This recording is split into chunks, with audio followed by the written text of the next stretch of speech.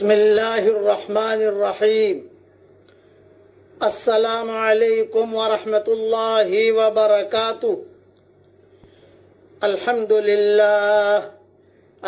للہ نحمده ونستعینه ونستغفره ونؤمن به ونتوکل علیہ ونعوذ باللہ من شرور انفسنا ومن سیئات اعمالنا ونعوذ باللہ من شرور انفسنا ومن سیئات اعمالنا من يهده الله فلا مضل له ومن يضلله فلا هادي له ونشهد ان لا اله الا الله وحده لا شريك له ونشهد ان سيدنا ومولانا محمدا عبده ورسوله صلی اللہ علیہ وعلا آلہ واصحابہ وبارک وسلم تسلیما کثیرا کثیرا۔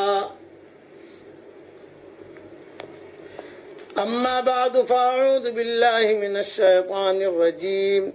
بسم اللہ الرحمن الرحیم۔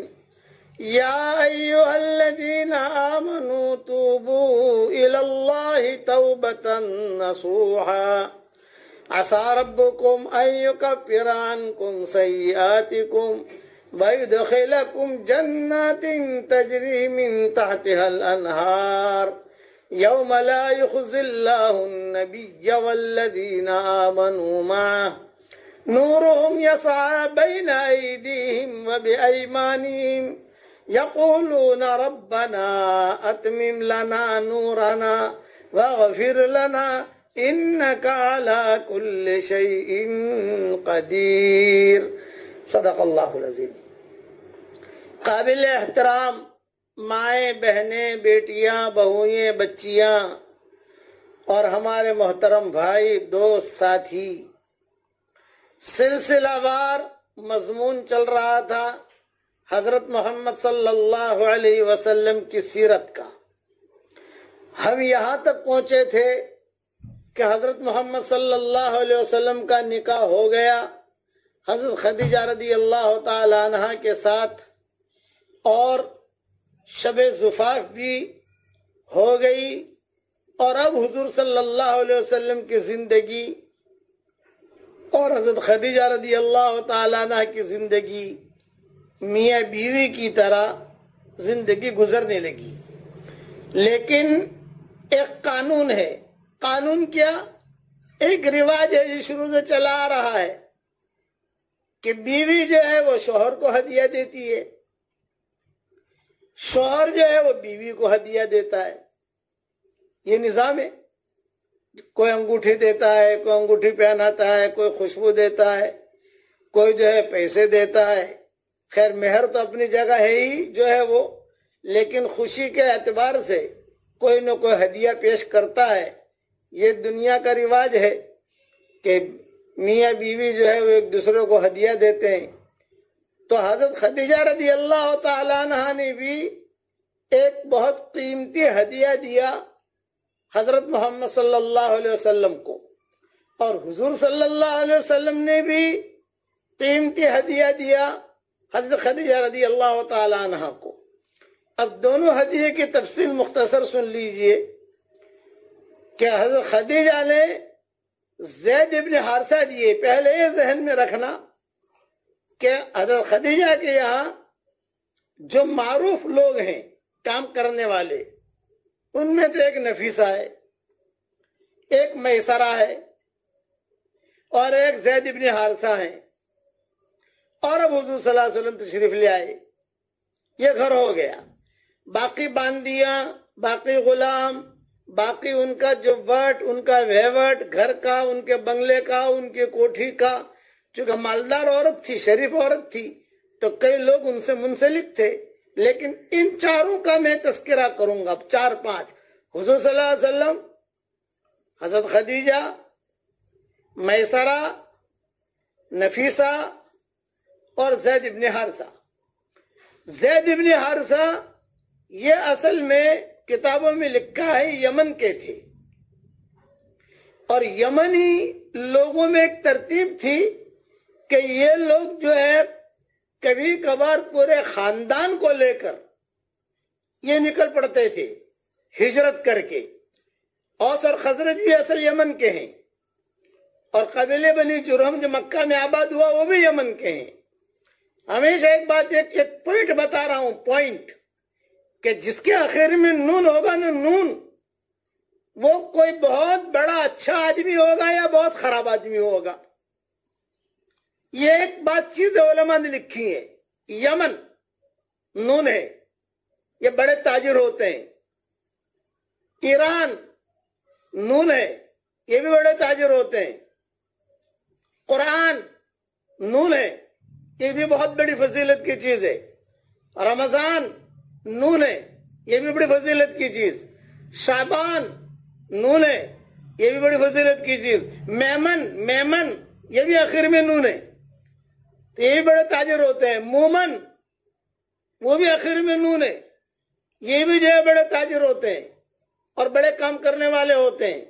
اسی طریقے سے شیطان یہ بھی آخر میں نون ہے، یہ بہت خراب آدمی. تو یہ آخر میں جہاں نون آئے گا نا، نون، یہ بعض علماء نے یہ چیزیں لکھی ہیں. یہ آپ کو کتابوں میں نہیں ملے گی، یہ جناتوں کی کتابوں میں ملے گی آپ کو یہ چیزیں. تو یہ یمن جو تھا، یمن، یہ ہمیشہ شروع سے جو ہے یہ لوگ تاجرانہ ذہن کر رہے ہیں. ابھی بھی حرمین شریفین میں، مکہ مکرمہ میں، مدینہ منورہ میں، سعودیہ میں جو بڑے بڑے تاجر ہیں وہ یمنی ہیں ابھی بھی. اب تو ان کو پاسپورٹ مل گئے، ابھی تو وہ چل پڑے. لیکن آخر میں نون، یہ عدنان، وہ بہت اچھا، بہت اونچا آدمی رہے گا. اسی لیے حنان، منان، یہ جو ہے یہ سارے کے سارے جو ہے، اسی لیے حنان منان یہ اللہ کے جو نام ہے، یہ بیت اللہ کے پردے کو بھی لکھا ہوا ہے. حنان منان، حالانکہ اللہ کے نام تو بہت ہیں.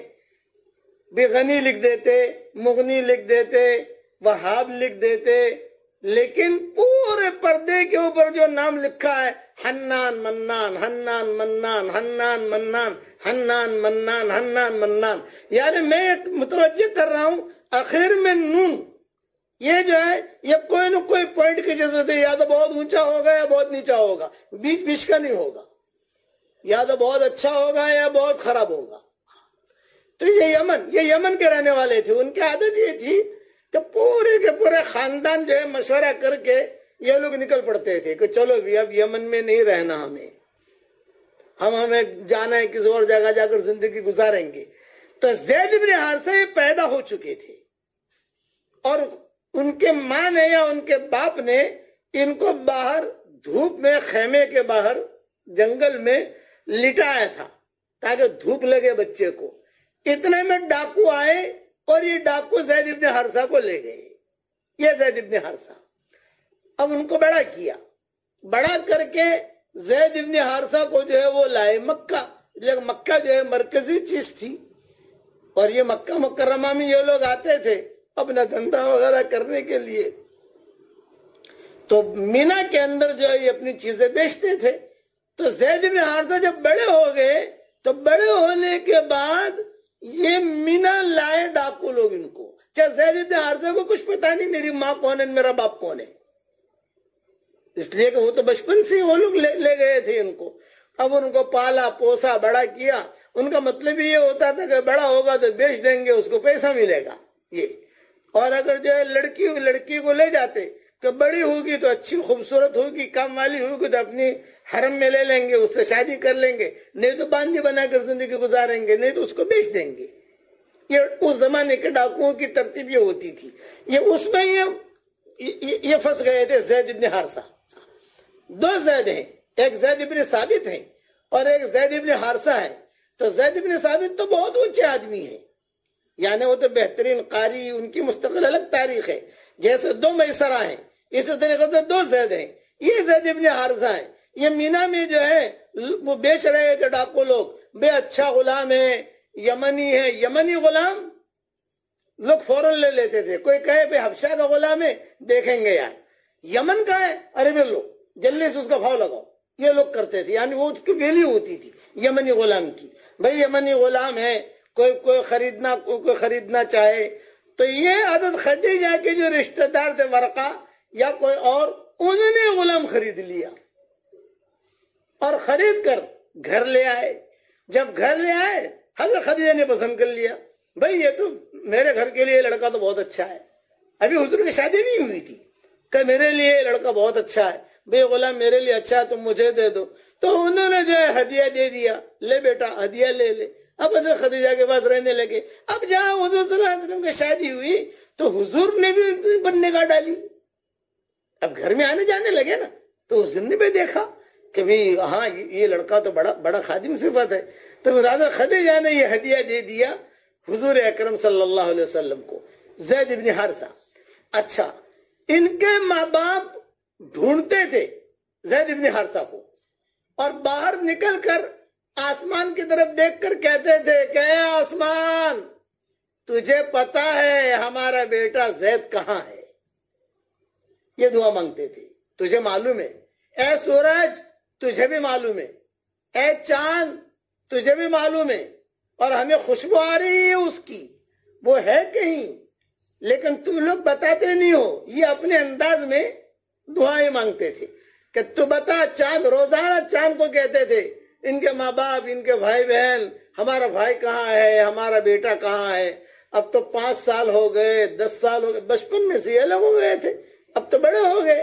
اور یہاں تک کتابوں میں لکھا ہے کہ ایک مرتبہ یمن سے کوئی قافلہ آیا مکہ مکرمہ عمرہ کرنے کے لیے. جو مشرکین کا عمرہ ہوتا تھا وہ اس میں یا بعد میں کبھی بھی یمن کے لوگ آئے تو انہوں نے دیکھا کہ ایک لڑکا ہے جو محمد کے ساتھ رہتا ہے. یہ زید بن حارثہ ہر وقت حضور کے ساتھ رہتے تھے, ہر وقت. طائف کے سفر میں بھی یہی ساتھ تھے. اچھا, حضور صلی اللہ علیہ وسلم سے ان کی ایسی مناسبت ہو گئی تھی کہ حضور کے ان کے بغیر نہیں چلتا تھا اور ان کو حضور کے بغیر نہیں چلتا تھا. جہاں جاؤ وہاں. اسی لیے طائف کے سفر میں حضور کے ساتھ کوئی نہیں تھا سوائے زید بن حارثہ کی, کوئی نہیں تھا. اور قرآن میں ان کا نام آیا ہے. ایک ہی صحابی ہے جن کا نام قرآن میں آیا, فلما قضا زید منہا زوجناکہا لکی لا یکون علی المؤمنین حرج. کسی صحابی کا نام نہیں ملے گا, نہ ابو بکر کا, نہ عمر کا, نہ سلمان کا, نہ فارسی کا, نہ ان کا نام ہے قرآن میں. اور قرآن میں ان کا نام کیوں آیا اس کی بھی مستقل تفصیل ہے اور تفسیر ہے. اللہ جب توفیق دے گا تو بعد میں انشاءاللہ بیان کریں گے, لیکن ابھی یہ ہدیہ سن لو. تو وہ ماں باپ جو ہے وہ دعا مانگتے تھے, نا امید نہیں ہوئے تھے ہمارا بیٹا ہے, اور یہ کہتے تھے ہواؤں کے ساتھ زید کی خوشبو ہمیں آتی ہے. یہ جملہ کہتے تھے. ہوائیں چلتی تھی تو کہتے تھے, بارش کا موسم ہوتا تو زید کو یاد کرتے. ٹھنڈی کا, یمن میں ٹھنڈی بہت ہوتی ہے, کہ ٹھنڈے کا موسم ہوتا تو زید کو یاد کرتے کہ ہے کہیں قریب میں لیکن پتہ نہیں کہاں ہے. وہ جماعت جو آئی یمن سے انہوں نے دیکھا کہ یہ تو محمد ہے, اور یہ ان کے ساتھ جو لڑکا ہے یہ وہی لڑکا ہے جو اس کے ماں باپ ڈھونڈ رہے ہیں, یہ وہی ہے. غور سے دیکھنے لگے. اصل میں پہچانا کیسے بھئی, بچپن میں کوئی بچہ لڑکا گم ہو گیا ہو اور 15 سال میں جا کر کوئی پہچانے, 15 سال کا ہو گیا, 20 سال کا ہو گیا, پہچاننا مشکل پڑتا ہے. لیکن ان کے داہنے رخسارے پر کالا تل تھا بڑا. جب بچپن سے, میں پہلے بھی کہا تھا کہ تلوں کا ایک علم ہوتا تھا. کسی کو انگلی پر تل ہوتا ہے, کسی کا انگوٹھی پر ہوتا ہے, کسی کے ناک پر ہوتا ہے, کسی کو ہونٹ پر ہوتا ہے. تو ان کا جو ہے داہنی طرف تل تھا. اور خالی صرف اتنا کہہ دیتا ہوں کہ داہنی طرف جو تل ہوتے ہیں تو ہوتا ہے وہ بات. اب میں اگر تل کی بات کروں گا تو آپ لوگ تلوں کا پوچھنے لگیں گے, اس لیے میں اس کو چھیڑتا ہی نہیں. وہ تل تھا, اس سے انہوں نے پہچانا کہ یہ لڑکا وہی ہے, مانو نہ مانو یہ لڑکا وہی ہے. تو انہوں نے چپکے سے بلایا. زید گئے, انہوں نے کہا بھی تیرا کیا نام ہے؟ میں کہ میرا نام زید. کہاں کے رہنے والے ہو؟ فرمایا مکہ کا رہنے والا. وہ کیا جانے یمن کیا ہے, وہ کیا جانے کہ کون کیا, وہ تو کچھ پتا نہیں, میں تو یہی رہتا ہوں, انہی کے ساتھ رہتا ہوں. حضور صلی اللہ علیہ وسلم کی طرف اشارہ کیا, آپ بھی سن رہے تھے, آپ نے کوئی بات کی طرف دھیان نہیں دیا کہ کیوں پوچھ رہے ہیں یہ لوگ. لیکن تمہارے ماں باپ کہاں ہیں؟ یہ کہ میرے ماں باپ سب یہی ہے. حضرت خدیجہ، حضور صلی اللہ علیہ وسلم، یہ سب بس انہی کے ساتھ میں رہتا ہوں، انہی کے ساتھ میری زندگی گزر رہی ہے، تم کو کیا کام ہے؟ خیر وہ علاقے والے جو تھے یمن کے، وہ سمجھ گئے کہ یہ لڑکا وہی ہے 100%۔ خیر اس زمانے میں واٹس ایپ تو تھا نہیں، اس زمانے میں یہ تنتنیاں تو تھا نہیں، دجال موبائل کے فوٹو کھینچ لیتے اور فوٹو بھیج دیتے کہ دیکھو ابھی یہی تمہارا لڑکا ہے، لیکن دماغ میں تصویر رکھ لی۔ اور یہ 2-3 مہینہ سفر کا لگتا تھا یمن سے مکہ آنے کا۔ یہ لوگ وہاں پہنچے یمن، اور یمن پہنچ کر ان کے ماں باپ کو جمع کیا، ان کے رشتہ داروں کو جمع کیا، تمہارا لڑکا مل گیا، تمہارا لڑکا مل گیا۔ اب سارا خاندان جمع ہو گیا، ابھی کہاں ہے؟ یہ کہا مکہ میں ہے۔ اوہو، چلو مکہ کا سفر کرو۔ اب یہ سارا خاندان، کتابوں میں لکھا ہے کہ ان کے ساتھ ان کے چچا، ان کے بھائی، ان کی بہنیں، ان کی ماں، ان کے باپ، ان کا جو بھی رشتہ مل گیا ہے، بیٹا چلو ڈھونڈنے کے لیے، چلو ڈھونڈنے کے لیے، چلو مکہ۔ اور ویسے بھی مکہ مکرمہ سے تعلق تھا لوگوں کا کہ چلو عمرہ بھی ہو جائے گا، حج بھی ہو جائے گا، مکہ جا کر عبادت بھی کر لیں گے اور بیٹے کو بھی لے آئیں گے۔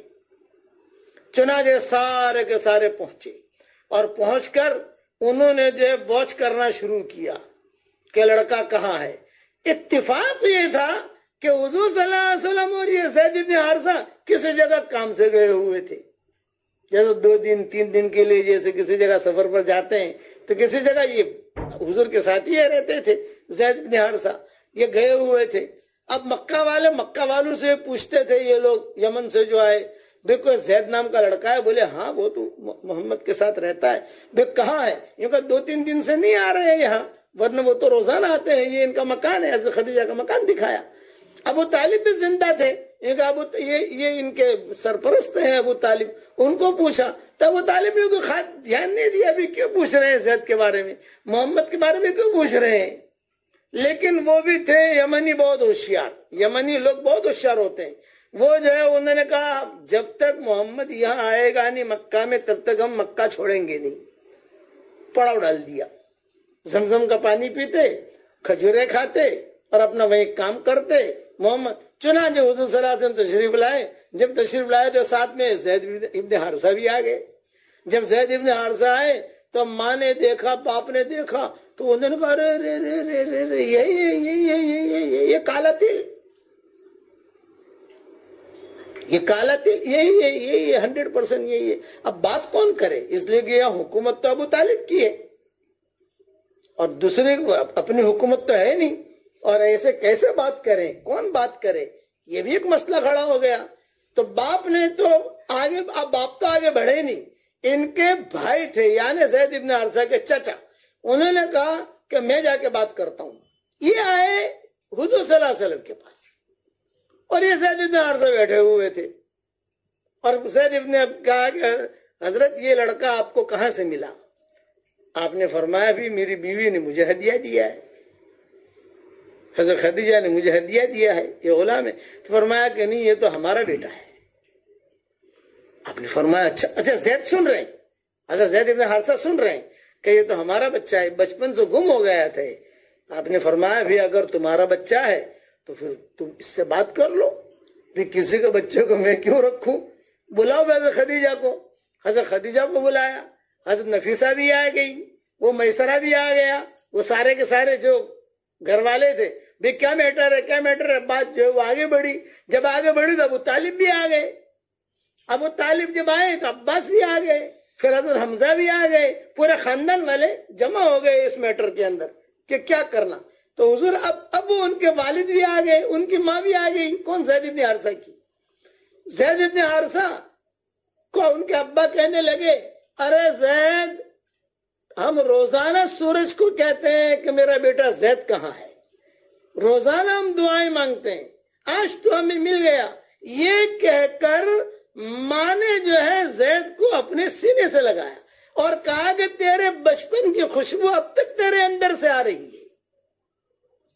حضور حجر اسود کی طرف بیٹھے ہوئے ہیں، ملتزم کی طرف بیٹھے ہوئے ہیں، سارا منظر دیکھ رہے ہیں کہ بھی کیا معاملہ ہے۔ خدیجہ سے پوچھ رہے ہیں بھی کیا میٹر ہے؟ تو آپ نے مجھے ہدیہ دیا تھا۔ نہیں حضرت آپ مطمئن رہیں۔ چنانچہ جب سب ملنے لگے تو زید ابن حارثہ بھی تعجب میں پڑھنے لگے کہ میں تو آپ لوگوں کو نہیں جانتا، آپ لوگ کون ہیں؟ میں تو محمد کو جانتا ہوں، خدیجہ کو جانتا ہوں، آپ لوگوں کو نہیں جانتا۔ انہوں نے کہا نہیں، بچپن میں یہ ہوا تھا، یہ ہوا تھا، یہ ہوا تھا، یہ ہوا تھا۔ تو آپ نے فرمایا میں فیصلہ کرتا ہوں، میرے فیصلے پر خوش ہو، میں فیصلہ کرتا ہوں، میرے فیصلے پر خوش ہو۔ حضرت خدیجہ نے چپکے سے کہا حضرت ان کو دے مت دینا، ایسا لڑکا ملے گا نہیں۔ آپ نے فرمایا نہیں، جس کا حق ہے اس کو دے دو۔ حضرت خدیجہ کے ذہن میں یہ بات تھی کہ یہ لڑکا اپنے گھر میں سے جانا نہیں چاہیے، آپ کے مزاج سے واقف ہو گیا ہے، آپ کی خدمت کر رہا ہے۔ آپ نے فرمایا نہیں، جب ہمارا نہیں ہے یہ معاملہ، اگر بات ثابت ہو جاتی ہے، جس کا حق ہے اس کو دے دو۔ آپ نے فرمایا میرے فیصلے پر خوش ہو۔ سارے مکہ والے جمع ہو گئے، ابو طالب بھی آ گئے، عباس بھی آ گئے، حمزہ بھی آ گئے، نفیسہ بھی آ گئی، میسرہ بھی آ گئے، خدیجہ بھی آ گئی، حضور بھی، چونکہ معاملہ 2-4 دن سے کورٹ چل رہی تھی۔ آپ نے فرمایا میرا فیصلہ یہ ہے کہ اب یہ بچہ جوان ہو گیا ہے، یہ ہمیں بھی جانتا ہے، تمہیں بھی جانتا ہے، جو بھی ہے وہ اس کو اختیار ہے، چاہے ہمارے ساتھ رہے چاہے آپ کے ساتھ رہے۔ بے زید تمہیں اختیار ہے کہ آپ ہمارے ساتھ رہنا چاہو تو ہمارے ساتھ رہو، اور اگر تمہیں جو اپنے ماں باپ کے ساتھ جانا ہے وہاں یمن تو آپ کو اختیار ہے۔ جیسے آپ یہ سن کر زید ابن حارثہ تو حضور سے چمٹ گئے اور رونے لگے۔ حضرت یہ کیا بات کر رہے ہیں؟ میں آپ کو نہیں چھوڑوں گا، میں آپ کو نہیں چھوڑوں گا، میں آپ کو نہیں چھوڑوں گا۔ اس پر حضور بھی روئے۔ حضور نے کہا کہ فیصلہ کرو۔ چنانچہ باپ نے ایک جملہ کہا، ارے بیٹا زید تو آزاد ہے، تو کیا آزاد آدمی غلامی کی زندگی گزارنا پسند کرتا ہے؟ تو تیرا سودا ٹھیک نہیں ہے، تو آزاد ہے، تو اور یہاں غلام بن کے زندگی گزار رہا ہے۔ تو زید ابن حارثہ نے کہا کہ یا ابا، آزادی سے بہت اچھی چیز ہے میرے لیے کہ میں ان کی غلامی میں زندگی گزاروں، بس میں ان کے غلام بن کر جینا چاہتا ہوں اور انہی کے غلام بن کر مرنا چاہتا ہوں، مجھے آزادی نہیں چاہیے۔ ان کی غلامی میں رہنا یہ میری عزت کی علامت ہے۔ اور پھر زید ابن حارثہ نے تقریر کی، ان کی غلامی میں رہنا میری عزت کی علامت ہے اور میں انہی کے ساتھ رہوں گا، انہی کے ساتھ جیوں گا۔ ماں نے کہا کہ تو کیسے بے وفا ہے، ماں کا دودھ بھول گیا، یہ بھول جو عورتیں کہتی ہیں، اور عورتوں کو تقریر کرنا تو بہت اچھا آتا ہے ماشاءاللہ۔ وہ عورتوں کو تقریر کرنے پر جب آتی ہے تو وہ بہت آسمان کے تارے نیچے اتار دیتی ہے، بہت۔ زید ابن حارثہ ایک نہیں ہوئے، یہ زید ابن حارثہ۔ اس پر حضور صلی اللہ علیہ وسلم نے ان کو اپنا متبنہ بنایا تھا، یعنی اتنا اونچا لقب مقام دیا تھا، اپنا منہ بولا بیٹا بنایا تھا۔ بڑے قصے ہیں، اپنے گھر میں ہی ان کی شادی کرے حضور صلی اللہ علیہ وسلم نے۔ پھر نبی نہیں، وہ ساری تقریر ہے، لیکن ان کو بالکل اپنا اتنا قریب کیا کہ جب بھی حضور کہیں جاتے ہیں تو سب سے اہم سفر حضور صلی اللہ علیہ وسلم کا جو ہوا ہے وہ طائف کا ہوا ہے۔ تو طائف کے سفر میں نے ابو بکر ساتھ مسلمان ہو چکے تھے، ابو بکر عمر بھی مسلمان ہو چکے تھے، عثمان بھی مسلمان ہو چکے تھے، سب مسلمان ہو گئے تھے، اسلام مکہ میں آ گیا تھا، لیکن حضور نے کسی کو نہیں لیا، زید ابن حارثہ کو لیا کہ چلو تم میرے ساتھ چلو۔ یہ زید ابن حارثہ، یہ ہدیہ دیا حضور اکرم صلی اللہ علیہ وسلم کو۔ پھر بہت تفصیل ہے زید ابن حارثہ کی بھی۔ اب حضور صلی اللہ علیہ وسلم کی زندگی گزرنے لگی، بقیہ اس تفصیل انشاءاللہ کل پوری کروں گا۔ آج جو ہے ہمارے مفتی سعید صاحب کا جو انتقال ہوا ان کے بارے میں تھوڑا سا سن لیجئے۔ مفتی سعید احمد پالم پوری یہ بہت بڑے علماء میں تھے، ہمارے علاقے کے تھے۔ میرے گاؤں سے ان کا گاؤں تقریباً 15 سے 20 یا 25 کلومیٹر کے فاصلے پر ہوگا۔ میرے والد صاحب رحمت اللہ علیہ ان کو بہت اہتمام سے نظام الدین مرکز بنگلے والی مسجد میں ایک ہفتے کے لیے بلاتے تھے دیوبند سے، اور میرے والد صاحب رحمت اللہ علیہ ان کے لیے ٹھہرنے کا انتظام کرتے تھے۔ مفتی سعید صاحب جن کا آج ان کا انتقال ہوا ہے، اور بہت ہی، اور میرے والد صاحب رحمت اللہ علیہ اہتمام سے یہ کہتے تھے کہ مفتی صاحب میں نے آپ کو دیوبند سے بلایا ہے، اس لیے بلایا ہے کہ میرے بیان میں آپ بیٹھو اور میرا بیان سنو اور تنقیدی ذہن سے بیٹھو، یعنی مرید بن کر نہیں، بلکہ یہ کہ علمی میں جو بات کہتا ہوں وہ صحیح ہے کہ نہیں، قرآن حدیث سے کوئی بات ٹکراتی تو نہیں، چونکہ لوگ دنیا بھر میں میرا بیان سنتے ہیں اور میرے بیان کی پھر نقل کرتے ہیں، تو کوئی ایسی چیز نہ چلے دنیا میں، تو باقاعدہ اپنا نگران بنایا تھا میرے والد صاحب رحمت اللہ علیہ نے، یہ مفتی سعید پالم پوری رحمت اللہ علیہ کو۔ دونوں کو دونوں کمرے میں ہوتے تو دونوں چونکہ پالم پوری تھے، میں تو اپنے بچے میں شمار ہوتا تھا، خدمت کرتا ابا کی، چائے لانا ہے، تھیلی اٹھانی ہے، یہ کرنا ہے، وہ کرنا ہے، جو بھی نوجوان اب لڑکوں کی عادت ہوتی ہے۔ لیکن دونوں بزرگوں کو میں دیکھتا کہ ایک دوسرے سے جو ہے یہ گجراتی زبان جو چلیا لوگوں کی ہوتی ہے، چچ بولتے ہیں نا، چم سے چو جاتا شو گادھو، اس طریقے سے دونوں باتیں کرتے تھے۔ اور میں سوچنے پر مجبور ہوتا تھا کہ ایک بہت بڑا عالم دیوبند کا، اور یہ بھی بہت بڑے یعنی والد صاحب رحمت اللہ علیہ لسان الدعوہ، اور دونوں یہاں آ کر بھائی بن جاتے ہیں، اور بھائی بن کر ایک دوسرے سے مذاق، ایک دوسرے کا جو ہے بہت اکرام احترام۔ پھر دونوں کو دونوں حضرت جی کے پاس جب جاتے تو حضرت جی کے پاس جا کر مفتی سعید پالم پوری رحمت اللہ علیہ ایک دم خاموش ادب کے ساتھ، ابا تو خیر ادب کرتے ہی تھے، ابا کا تو معاملہ اور تھا حضرت جی کے ساتھ، لیکن یہ مفتی سعید پالم پوری میں دیکھتا عصر کے بعد حضرت جی کے پاس جاتے، وہاں نیچے پارک ہوتا تھا وہاں نظام الدین میں، تو حضرت جی رحمت اللہ علیہ تھوڑا ٹہلتے تھے، تو وہاں ٹہلنے کے بعد پھر حضرت جی جو ہے اپنا چارپائی پر بیٹھتے تھے، تو سامنے مفتی سعید صاحب بھی بیٹھ جاتے اور یہ ہمارے والد صاحب بھی بیٹھ جاتے۔ کبھی کبھار حضرت جی پوچھتے مفتی جی، یہ جملہ پوچھتے مفتی جی، یہ کہتے مفتی سعید کو، مفتی جی اس مسئلے میں کیا کہو، یہ جملہ کہتے حضرت جی، مجھے برابر یاد ہے، مفتی جی اس مسئلے میں کیا کہو، یہ حضرت جی پوچھتے، تو مفتی سعید صاحب رحمت اللہ علیہ فرماتے کہ حضرت اس میں دیوبند والوں کا فتویٰ الگ ہے، ندوے والوں کا فتویٰ الگ ہے، یہ مفتی سعید صاحب کہتے۔ تو پھر حضرت جی رحمت اللہ علیہ کہتے، چونکہ حضرت جی رحمت اللہ علیہ پان بھی کھاتے تھے، تو اچھا بتاؤ دونوں کے فتوے بتاؤ۔